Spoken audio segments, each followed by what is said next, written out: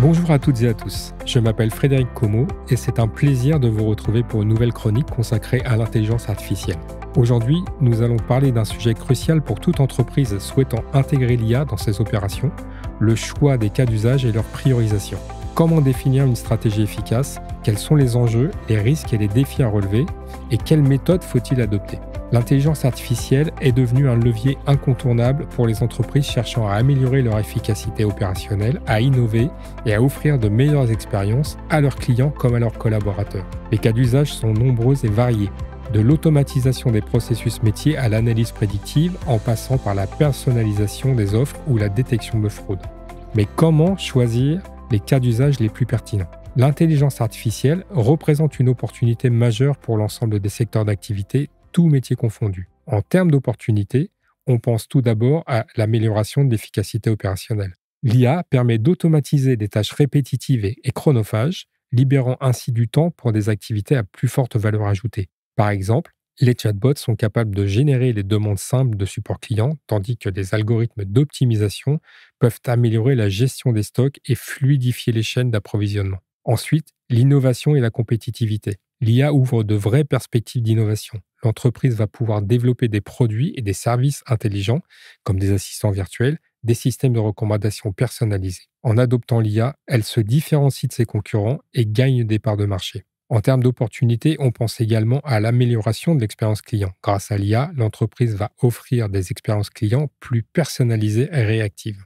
Enfin, parmi les atouts de l'IA, on trouve aussi la prise de décision. L'IA permet d'analyser de grandes quantités de données et fournit ainsi des informations précieuses pour la prise de décision, comme détecter des tendances ou prévoir des comportements futurs. Les modèles prédictifs peuvent aider, par exemple, à anticiper la demande et à ajuster des niveaux de production en conséquence. À l'inverse, ne pas adopter l'IA comporte des risques significatifs pour l'entreprise. En termes de compétitivité, elle risque d'être dépassée par ses concurrents qui auront innové et amélioré leur efficacité grâce à ces technologies. Opportunité manquée également. En ne se lançant pas dans l'IA, les entreprises passent à côté de nombreuses opportunités d'amélioration et d'innovation. Elles risquent de ne pas tirer parti des nouvelles technologies pour optimiser leurs processus et offrir de nouveaux services. Risque de stagnation. En effet, l'IA est en train de transformer de nombreux secteurs et les entreprises qui ne suivent pas cette tendance pourraient se retrouver en décalage par rapport aux attentes des clients et aux évolutions du marché. Enfin, difficulté à attirer et retenir les talents. Les professionnels de l'IA sont de plus en plus recherchés et les entreprises qui n'investissent pas dans ces technologies pourraient avoir du mal à attirer et retenir ces talents.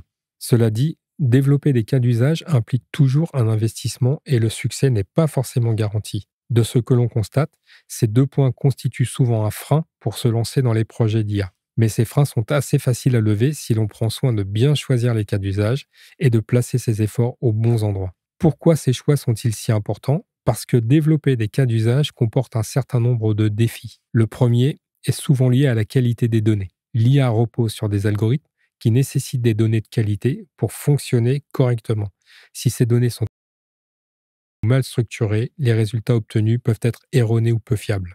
Le second défi réside dans sa capacité à faire. Il faut s'assurer que l'on dispose des compétences requises, mais aussi des environnements et solutions techniques adaptés. À noter que se pose aussi la question du make or buy, autrement dit, développer en interne ou se tourner vers des solutions de marché. Mais nous reviendrons plus en détail sur ce sujet dans une prochaine chronique. Un autre risque est celui de la résistance au changement. L'introduction de l'IA peut susciter des craintes, que ce soit en termes de perte d'emploi ou de modification des tâches. Il est donc important de communiquer de manière transparente et de former les collaborateurs pour qu'ils adhèrent à ces nouvelles technologies et puissent les utiliser de manière efficace.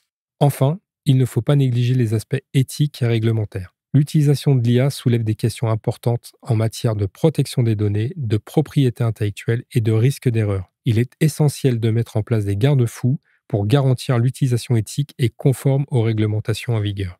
Pour choisir et prioriser les cas d'usage, nous recommandons d'adopter une approche en plusieurs étapes. La première consiste à auditer les processus métiers pour identifier les domaines dans lesquels l'IA pourrait apporter des améliorations significatives. Pour ça, il est important d'impliquer les différentes parties prenantes afin de recueillir leurs besoins et leurs attentes. Une fois les cas d'usage potentiels identifiés, il est recommandé de les évaluer selon plusieurs critères.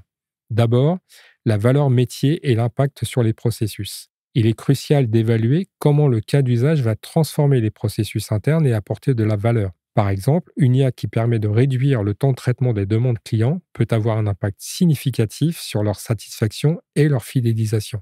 Il est également important de considérer l'alignement avec les objectifs stratégiques de l'entreprise. Ensuite, la faisabilité technique. Il s'agit d'évaluer si les technologies nécessaires pour mettre en œuvre le cas d'usage sont disponibles et maîtrisées. Cela inclut l'évaluation des compétences internes, des infrastructures technologiques et des données disponibles. Par exemple, si un cas d'usage nécessite l'analyse de données en temps réel et que l'entreprise ne dispose pas de cette capacité, il pourrait être moins prioritaire. Enfin, le retour sur investissement ou ROI. Ce critère permet de mesurer les bénéfices attendus par rapport au coût de mise en œuvre. Il est important de quantifier les gains potentiels, qu'ils soient en termes de réduction des coûts, d'augmentation des revenus ou d'amélioration de l'efficacité opérationnelle. Et au passage, de s'aligner sur la manière de mesurer ce critère. Cette évaluation permet de prioriser les cas d'usage les plus prometteurs. Entendez, ceux qui obtiennent les meilleurs scores sur ces 3 critères. De là, on peut définir une feuille de route. Dans certains cas, en particulier s'il y a un enjeu d'apprentissage, on cherchera plutôt le meilleur compromis entre valeur ajoutée et facilité de développement. Il est également conseillé de commencer par des projets pilotes pour tester les solutions d'IA à petite échelle avant de les déployer plus largement. Ces pilotes permettront de valider les hypothèses, d'ajuster les modèles et de mesurer les résultats obtenus.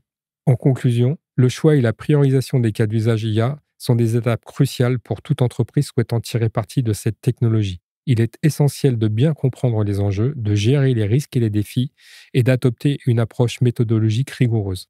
En suivant ces quelques recommandations, les entreprises pourront maximiser les bénéfices de l'IA. Merci pour votre écoute. Nous espérons que cette chronique vous a apporté des éclairages utiles et vous aidera à franchir le pas. Je vous dis à très bientôt pour une nouvelle chronique sur l'intelligence artificielle. Eureka, une émission de Radio KPMG.